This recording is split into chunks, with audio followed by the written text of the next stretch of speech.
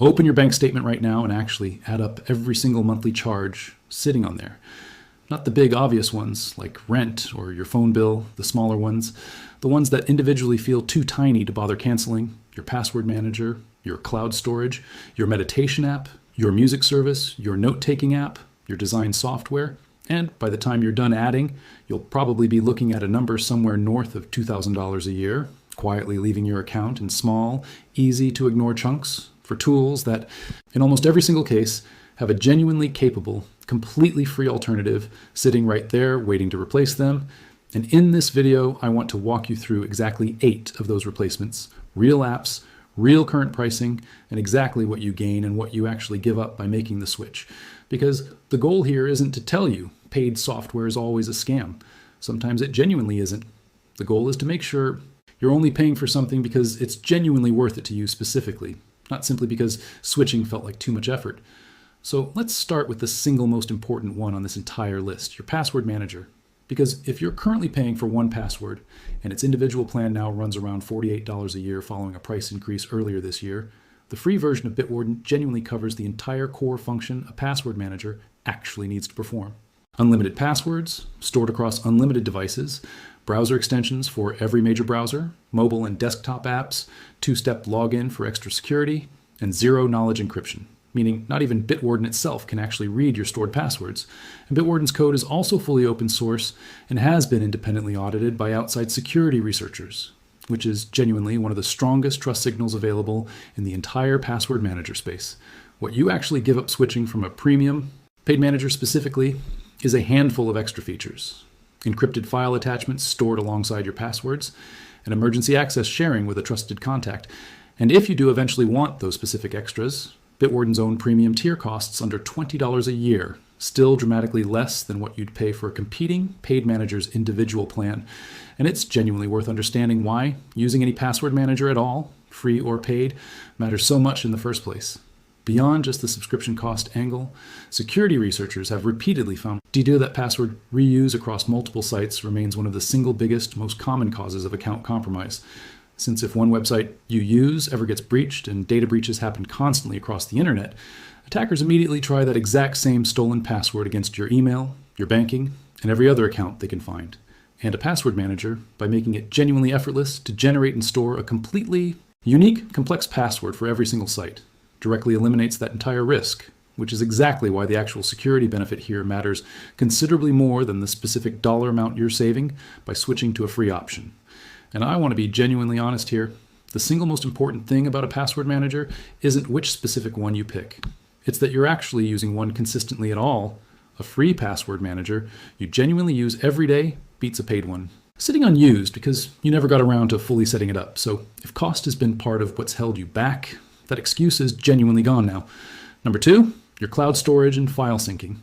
And if you're paying for a premium Dropbox or Google One plan, and purely to keep files backed up and synced across your devices, Proton Drive offers a genuinely solid free tier specifically built around end-to-end encryption, meaning your files are actually encrypted before they ever leave your device, giving you a meaningfully higher baseline privacy standard than a lot of mainstream cloud storage competitors. What you do give up switching away from something like Dropbox specifically is its genuinely best-in-class sync engine and support for very large file transfers, up to 50 gigabytes in a single share on some paid plans.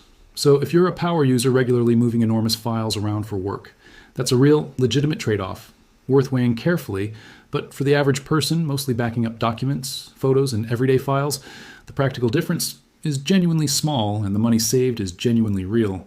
Number 3, your design software, and this one is honestly one of the more dramatic potential savings on this entire list. If you're paying for an Adobe Creative Cloud subscription purely to make social graphics, presentations, or basic photo edits rather than doing genuinely advanced professional print production work, Canva's free tier has become remarkably capable, offering thousands of templates, the intuitive drag and drop editor, background removal, basic photo editing tools, and collaboration features that let you work on a design together with other people in real time. And it's worth understanding specifically who genuinely still needs Adobe's full paid suite. If your work involves advanced print production requiring precise color management calibrated for professional printing presses, complex multi-layer photo compositing work, or industry. Standard file formats specifically required by a client or employer, Adobe's tools remain genuinely superior for that specific kind of professional work, but for the enormous number of people paying that same subscription purely to make Instagram, graphics, a resume, or a simple flyer, Canva's free tier genuinely covers that entire use case at zero cost. And while we're on the subject of privacy and everyday tools, it's worth briefly mentioning your VPN subscription too, since a lot of paid VPN services run anywhere from $60 to over $100 a year. And Proton VPN specifically offers a genuinely unlimited free tier, meaning unlike a lot of free VPN offerings that cap your monthly data or throttle your speed dramatically, Proton's free plan lets you use it as much as you actually need. The trade-off being a somewhat smaller selection of available server locations compared to their paid tier, and slower speeds during peak usage periods, since free users are naturally prioritized behind paying subscribers. But for basic, everyday privacy protection, browsing on public Wi-Fi, or occasionally accessing region-locked content, it genuinely covers the core use case most casual VPN users actually need without any ongoing cost at all. Number 4, your note-taking and personal organization app. And if you're paying for a premium Evernote subscription, it's worth understanding that Evernote's own free tier has actually become considerably more limited over recent years, pushing a lot of previously loyal users to look elsewhere, and there are genuinely excellent free alternatives now available depending specifically on what you actually need. Notion offers an extremely generous free tier for individual use, combining notes, task management, and databases into one flexible, genuinely powerful workspace. Obsidian is a fantastic, completely free option, specifically built around local markdown-based notes that you fully own and control on your own device rather than a company's server, appealing especially to anyone who values long-term data ownership and portability. And Joplin offers a similar privacy-focused, open-source approach with strong encryption and cross-platform syncing, all completely free. And I think the genuinely honest advice here is that which specific one fits you best actually depends on your personal workflow. Notion, if you want an all-in-one workspace combining notes with project and task management. Obsidian, if you specifically want your notes stored locally under your own control rather than in the cloud. And Joplin if privacy and open source. Transparency are your absolute top priority, and it's genuinely worth mentioning that migrating years of accumulated notes out of Evernote can feel like the single biggest obstacle stopping people from actually making the switch. But Evernote does still support exporting your notes, and each of these 3 alternatives offers a dedicated import tool specifically built to handle that exact migration, meaning the actual technical process is usually considerably less painful than people assume before they've actually tried it. And any one of these 3 genuinely eliminates the need to keep paying for Evernote Premium at all. Number 5, your meditation and mindfulness app. And this is honestly one of the more eye-opening comparisons on this entire list. Once you actually see the real numbers side by side, Headspace currently runs about $13 a month, or around $70 annually, and Calm runs a similar $70 a year with an optional $400 lifetime option for people who want to pay once and be done with it forever. An Insight Timer, by comparison, offers one of the largest meditation libraries that exists anywhere, well over 100,000 free guided sessions, covering everything from basic breathing exercises to advanced structured mindfulness courses, entirely without a subscription requirement at all. And I want to be fair and balanced here too. Headspace and Calm do offer more polished, professionally produced content and more structured, guided long-term programs specifically designed to build a consistent habit over weeks or months, which some people genuinely find more motivating and easier to actually stick with than sorting through a massive, more loosely organized free library on their own. But if you're simply looking for genuinely high-quality guided meditation content without an ongoing monthly cost, Insight Timer's free library is honestly difficult to beat on pure value alone. Number 6, your music streaming service. And I want to be genuinely precise here because this specific category has more nuance than some of the others on this list. If you're currently paying for YouTube Premium purely to get ad-free music streaming and background play with your screen off, an open-source Android app called Outerton has emerged as a genuinely compelling alternative, combining local file playback with YouTube music streaming inside one clean material design interface, letting you stream music without the ads or the subscription cost, and it even supports Android Auto for a smooth experience during your daily commute. And I want to be honest about the actual trade-off here too. This specific approach exists in a bit of a legal gray area depending on exactly how it's implemented, and it obviously doesn't compensate artists and rights holders the same way a legitimate paid subscription does. So this is genuinely a personal values-based decision rather than a purely financial one, and if that specific trade-off doesn't sit right with you, Spotify's genuinely robust free tier, supported by ads, remains a completely legitimate, fully licensed alternative that still lets you access the platform's entire massive catalog, just with periodic ad breaks and slightly reduced audio quality compared to the paid tier. Number 8. 7. Your subscription to an AI writing or productivity assistant. And this is genuinely one of the newest categories on this entire list, but it's grown fast enough that it absolutely belongs here now. If you're paying a monthly fee purely for basic AI, budgets. And there are genuinely solid, completely free options here too. WalletHub offers a completely free subscription tracker that links directly to your bank account and automatically identifies your recurring charges for you. Rocket Money's free tier similarly offers unlimited subscription tracking with bank account linking at no cost. And if you'd specifically rather not link your actual bank account to a third-party app for privacy reasons, which is a completely reasonable, valid preference, apps like Resubs or Tilla let you manually track your subscriptions without ever connecting your banking information at all. And I think using one of these free trackers is honestly the perfect first step to actually take before working through the rest of this list, because you genuinely can't cancel and replace subscriptions you've forgotten you're even still paying for in the first place. And I want to actually throw in one genuine bonus category too, because it's honestly one of the most overlooked free alternatives that exists. Your audiobook and ebook subscription. If you're paying for Audible specifically, and Audible's standard plan runs around $15 a month for a single credit, it's genuinely worth checking whether your local library offers Libby, a free app that connects directly to your library card and gives you access to a genuinely enormous, constantly rotating catalog of audiobooks and ebooks at zero cost. And I want to be honest about the one real trade-off here. Popular new releases can carry genuine wait lists, sometimes weeks or even months long, depending on how many digital copies your specific library system has purchased. So if you specifically need instant access to the newest release the day it launches, that's a legitimate reason a paid service might still make sense for you. But for the vast majority of reading and listening, especially anything that's been out for more than a few months, Libby's free catalog is genuinely deep enough that most people never actually run into that waitlist problem in any meaningful way. And large library systems specifically tend to carry particularly deep catalogs. So it's worth checking not just your own immediate local library, but occasionally whether a library card from a nearby larger city or county system is available to you too, since library card eligibility rules vary considerably and are sometimes more generous than people initially assume. And I want to spend a moment on the broader pattern connecting every single one of these 8 specific swaps, because I think it's genuinely more useful and interesting than the individual app recommendations themselves.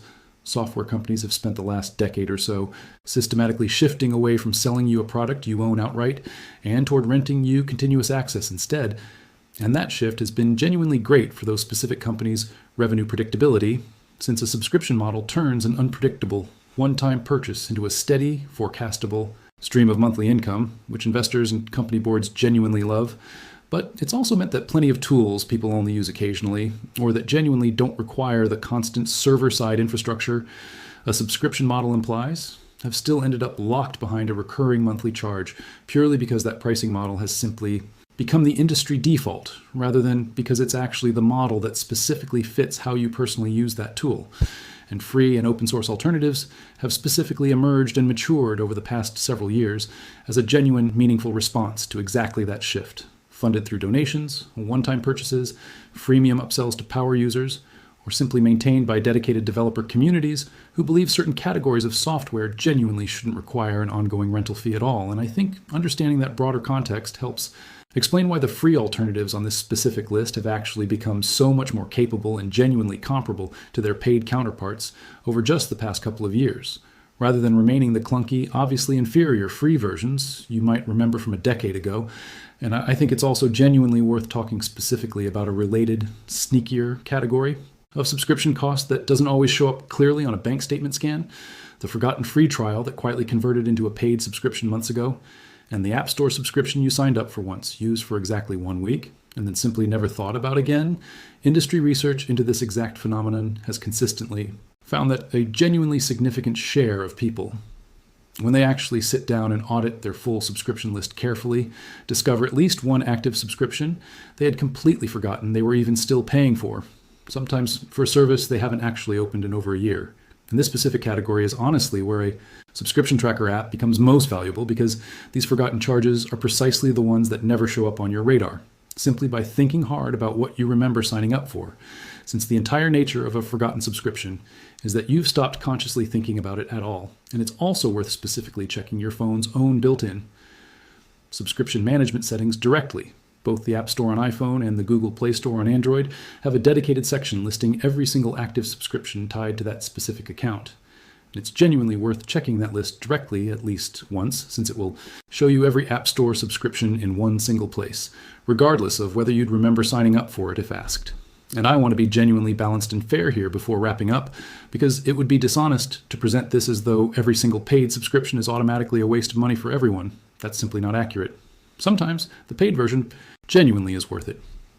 If you're a professional who depends on a specific tool daily for your actual income, the extra polish, dedicated customer support, and advanced features a paid subscription provides can be a completely legitimate, worthwhile business expense rather than something to feel guilty about, and it's genuinely worth factoring your own time into this calculation too, not just the raw dollar cost. If a free alternative would technically save you money, but requires several extra hours of fiddling, troubleshooting, or working around missing features every single month, and your time is genuinely valuable to you, particularly if that time would otherwise go toward paid client work, the math can sometimes favor keeping the paid subscription, even when a free option technically exists. So this entire exercise genuinely isn't about treating every dollar spent on software as inherently wasteful. It's specifically about making sure the subscriptions you keep are ones you've consciously, deliberately chosen to keep, rather than ones simply still running because canceling felt like a hassle you never quite got around to. The actual, genuinely useful exercise here isn't canceling everything indiscriminately. It's going through your own specific subscriptions one at a time. And honestly, asking yourself a simple question for each one: am I actually using the specific paid features I'm being charged for? Or would a free alternative genuinely cover what I actually realistically use this tool for in practice? And it's worth actually walking through what that honest self-assessment looks like in practice with a couple of concrete examples. If you're paying for a premium cloud storage plan specifically because you regularly transfer massive video files for professional client work, that's a genuine, legitimate reason to keep paying the alternative's file size limits would actually get in your way. But if you're paying that exact same premium tier purely to back up phone photos and the occasional document, and you're using a small fraction of your actual storage allowance every single month, that's a genuinely clear signal a free tier would serve you just as well. And applying that same specific kind of honest, practical questioning to each individual subscription on your list, rather than a blanket cancel everything or keep everything approach, is exactly what actually produces real, meaningful savings without accidentally giving up something you genuinely needed. And I think that specific, honest self-assessment applied consistently across your entire list of recurring charges is genuinely the most valuable habit to walk away with from this entire video. So here's exactly how to actually go do this today, step by step. First, use one of the free subscription trackers we just covered, Wallet Hub or Rocket Money if you're comfortable linking your bank account, or Resubs or Tilla if you'd rather track things manually, to actually get a complete, accurate picture of every single recurring charge currently coming out of your account, since you genuinely can't optimize what you haven't first properly identified. Second, go through that complete list, one subscription at a time, and for each individual one, honestly ask yourself whether you're actually using the specific paid features driving that cost, or whether a free alternative from this list, or one you find through your own further research, would genuinely cover your actual real-world usage. Third, for the ones where a free alternative genuinely does cover your needs, actually go make the switch. Set aside a specific afternoon to migrate your data and cancel the old subscription properly, rather than just downloading the new app and letting both subscriptions quietly run in parallel indefinitely, since half-finished migrations are exactly how people end up paying for two overlapping tools at once without even realizing it. And fifth, when you do actually cancel a subscription, make sure you're canceling through the correct official channel, specifically some subscriptions purchased through an app store need to be canceled directly through that app store's own subscription settings, rather than within the app itself. And some services are notorious for making the cancellation process deliberately more difficult to find than the sign-up process ever was. So if you cancel through the wrong specific channel, you can end up still being charged, even after you thought you'd successfully ended the subscription. And it's genuinely worth taking that extra minute to confirm you actually received a cancellation confirmation, whether that's an email or a clear confirmation screen, rather than just assuming the cancellation went through successfully. And fourth, and this is honestly the step people skip most often, actually set a calendar reminder to repeat this entire exercise again in 6. Months, because new free and open source tools keep emerging constantly, and your own personal needs and usage patterns genuinely do shift over time too. Meaning a subscription that was genuinely worth paying for 6 months ago might not be anymore, and vice versa. And I want to close by genuinely emphasizing that this entire exercise isn't really about being cheap or depriving yourself of tools you actually enjoy and rely on. It's about making sure every single dollar leaving your account every month is actually buying you something you're consciously choosing, rather than something that's simply still there out of habit or inertia, or the fact that canceling and switching always feels like more effort in the moment than it actually turns out to be once you finally sit down and do it. And I think if you actually work through this list and apply that same honest evaluation to